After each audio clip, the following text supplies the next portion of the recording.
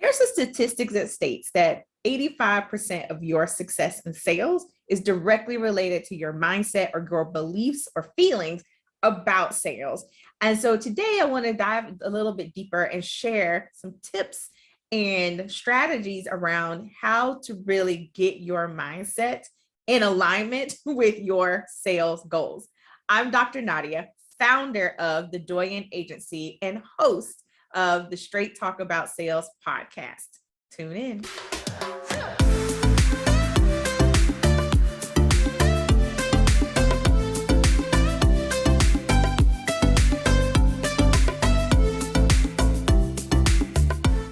One of the things that we often see when it comes to sales and talking about sales results is how many sales have you made, which, don't get me wrong, is very important. But when you are looking at building your business, maybe you're just starting out, or maybe you've been in business for a while, but you definitely want to hit some different goals. You want to see more closes or higher revenue or sales rate. And you are sometimes often grappling with a lot of different things that may be going on.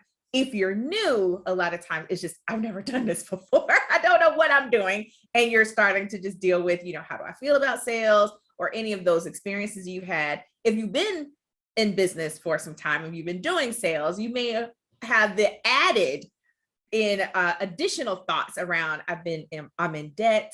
How long is it going to take for me to really hit these different milestones? Do I feel like I'm in a place in my business right now where this can work? So you may be challenged with belief, and trust me, that impacts your ability to sell. And so a lot of your success as it relates to sales is largely related to your mindset, your attitude, your feelings around sales, or even your belief in your ability to actually sell. And then the other smaller percentage is really based on the actual skill of sales, which the good news is sales is a learnable skill.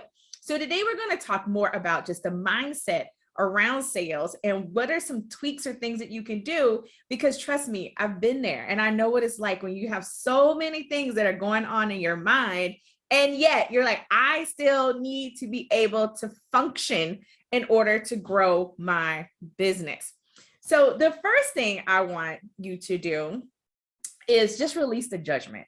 When we're building our businesses, and especially when you have a big goal, you're working with a coach and your coach is like, all right, you set this goal, you need to do this or do these things in order to achieve that goal. Or you've made some decisions in the past that you feel were not the best. And so what will happen is a lot of times there's a lot of shame or judgment attached to that.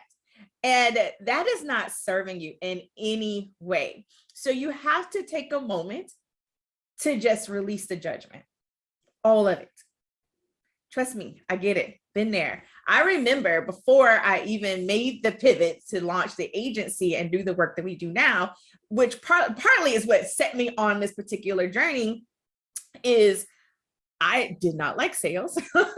I was terrible at it and it caught up with me, and there was a whole lot going out, nothing coming in. And that just you can just imagine what that looked like in my business. It's like completely blew up. I had to have the uncomfortable conversations with team that I was working with at the time. And those, trust me, those were not fun, but I also had to have a conversation with me. And in that, I had to make a decision.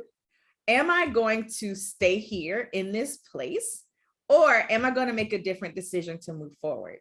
Now, granted, there are a lot of things that happens with moving forward, but before I could get to that place where I could say, okay, Nadia, here's what we're going to do to address this issue and to fix it, I first had to release all the shame, all the judgment that I had suddenly attached to that particular season in my business. And otherwise, I was just stuck.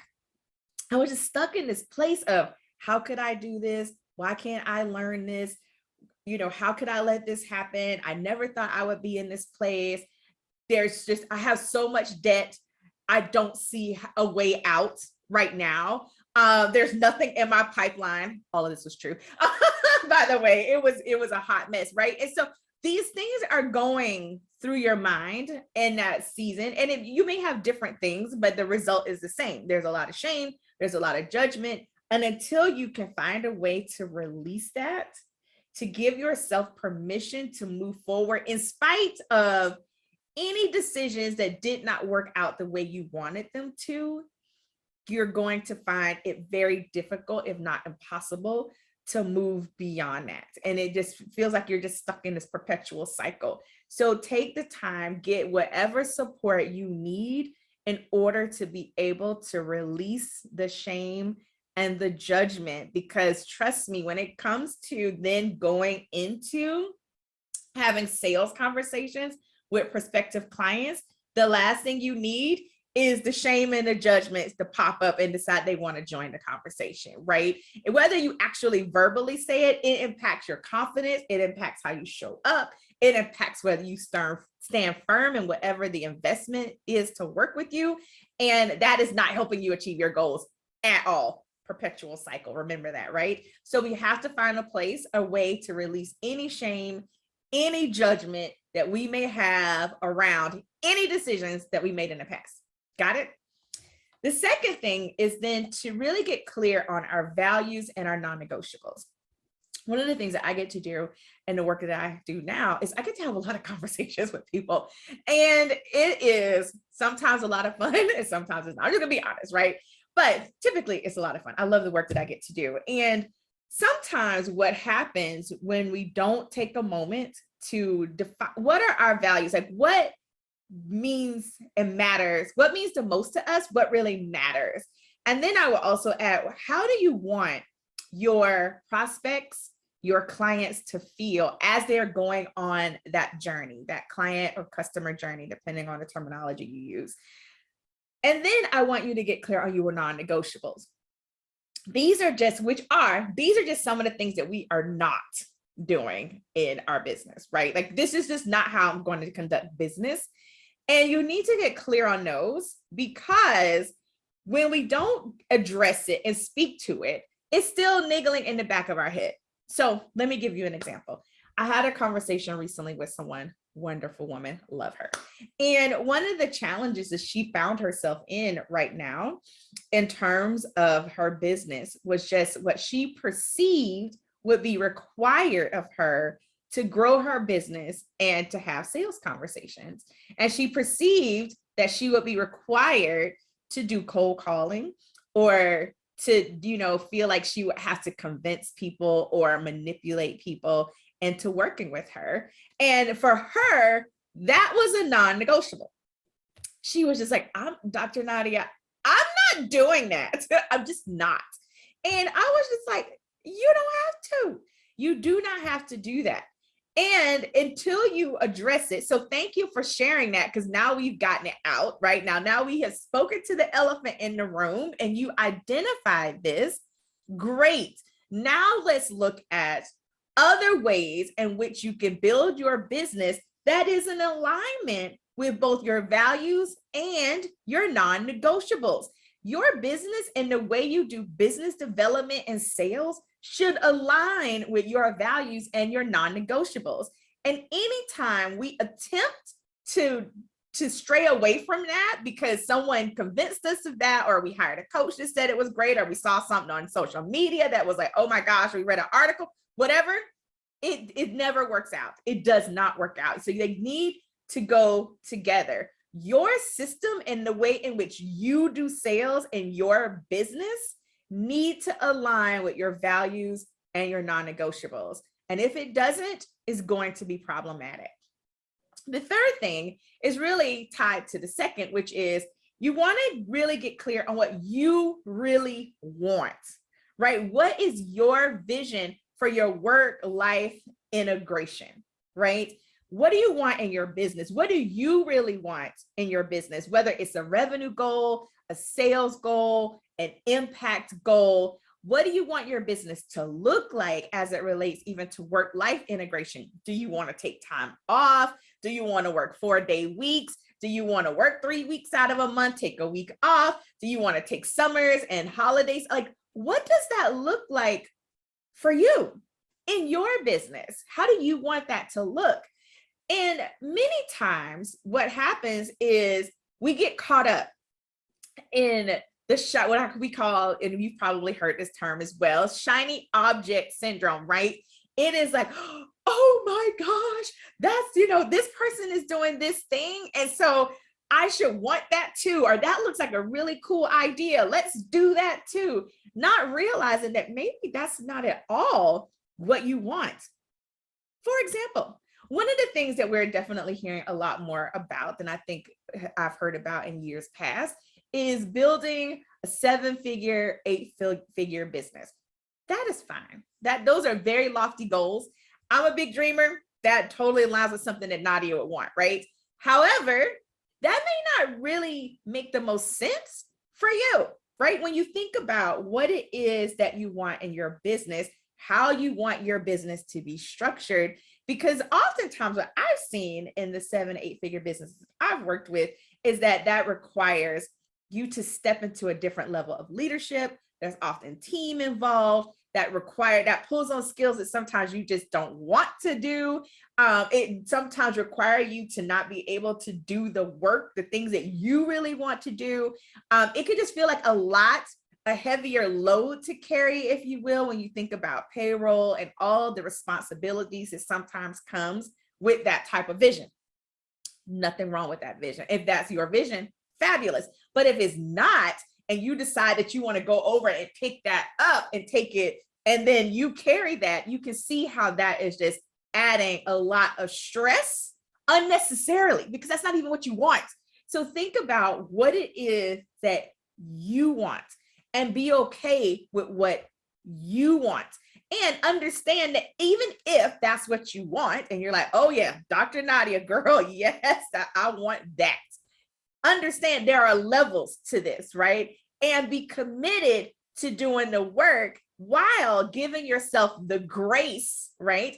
In order to grow into whatever that vision is for your business, because it's levels to it and it doesn't happen overnight. There's a lot of work that goes into that sometimes. And it's okay if you're not willing to do it, right? We just have to be honest with ourselves. You're like, I'm not willing to do that in order to have that. So maybe I just, again, need to be honest with myself about what it is that I want and how I want my business to look, and then commit to that.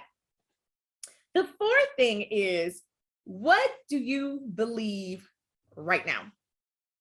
What do you believe right now?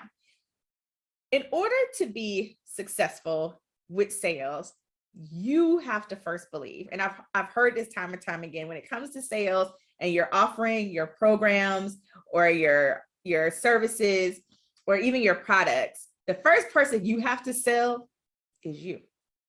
So what happens when you don't believe, right? You don't believe in the investment, you don't believe in the transformation that's provided, you don't believe that you can do it. All of that disbelief shows up in your sales conversations, and it actually self-perpetuates. So then it just happens. It's like a self-fulfilling prophecy. Then you're like, see, I told you I couldn't do it. So not only do you need to see it, you also have to believe it and do the work necessary around that.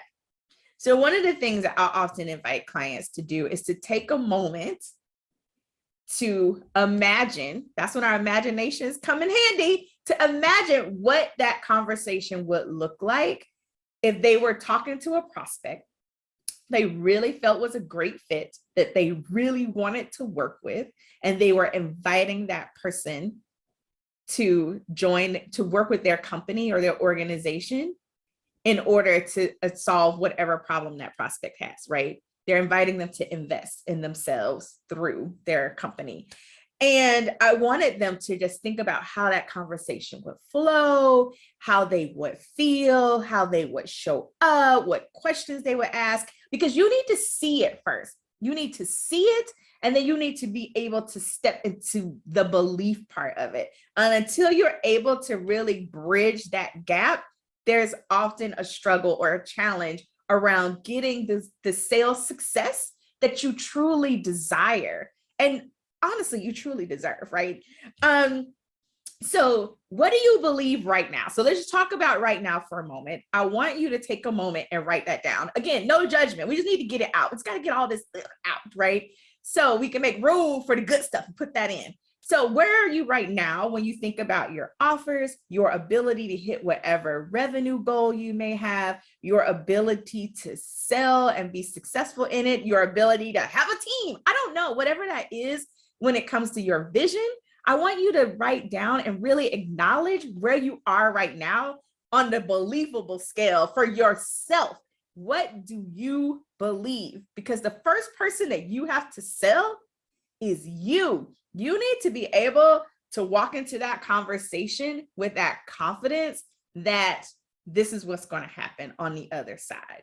And I believe fully in the investment and the value that I bring. And there are things that you can do along the way to really get that done. But I first just want you to acknowledge where you are right now, and then commit to taking the time to create a different vision.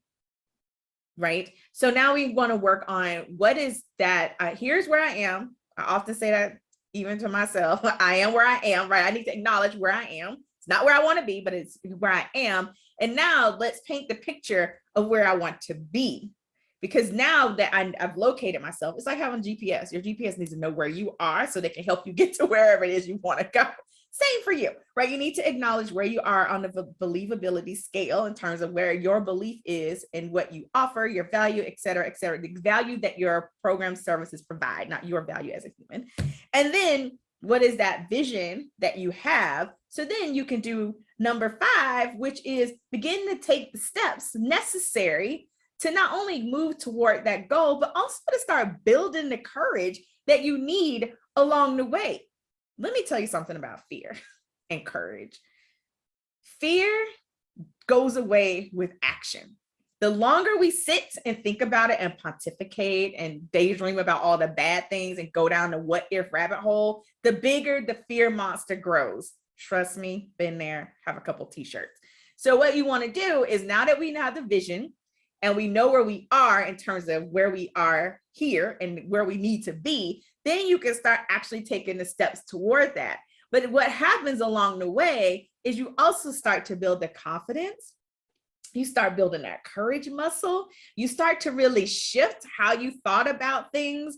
It becomes a lot more believable. You start getting some wins. That really is believable. There's nothing like a big courage and confidence booster to actually get that sale. And so what are the things, as you're putting together your plan, what are the steps that you can start taking to move you toward that big vision? Here's the thing that I want you to take note of. Baby steps count. And I have to say that because I feel like there are a lot of times, especially when we're in business, that we want to go from 0 to 100 in like 0.7 seconds. We don't even give it a whole second. It's like 0.7 seconds. We are like, I had a vision, I had a dream, but boom, I want to be there tomorrow at the latest.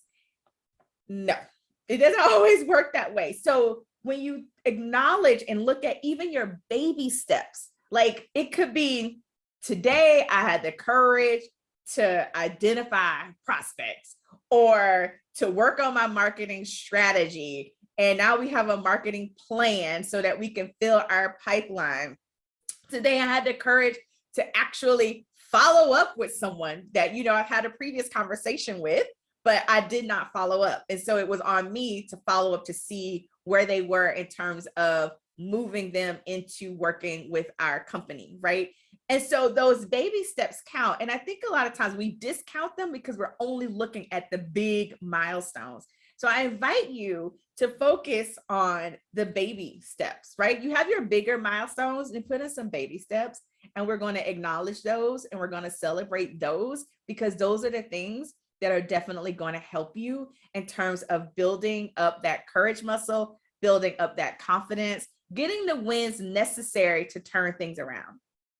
When I found myself in that position years ago, it was terrible. It was horrible. It was horrifying. I had all types of thoughts going through my head. Like I said, a lot of judgment, a lot of shame, a lot of fear, right? Of how I didn't think I would ever get out of it. I didn't think I would ever be able to fix it. I am here to tell you, I was able to fix it. I was able to turn things around. And I was also able to learn how to do sales in a way that was authentic and felt right to Nadia, that aligned with my values and my non-negotiables. Because there were some things that I just wasn't going to do, clearly, because I wasn't doing it. Right. And so you too can do that. But first, you have to be clear on what they are, be clear on where you are, be clear on where you want to go, and then start taking the steps to get there. You can do sales. You can be successful in sales. It doesn't have to be as difficult as we often make it. But first, we have to let go of the shame. We have to get clear on our non-negotiables and our values. We have to know exactly where we're going. We need to know what it is that we want. And we have to start mapping out our plan to get there. You can do this. I believe in you.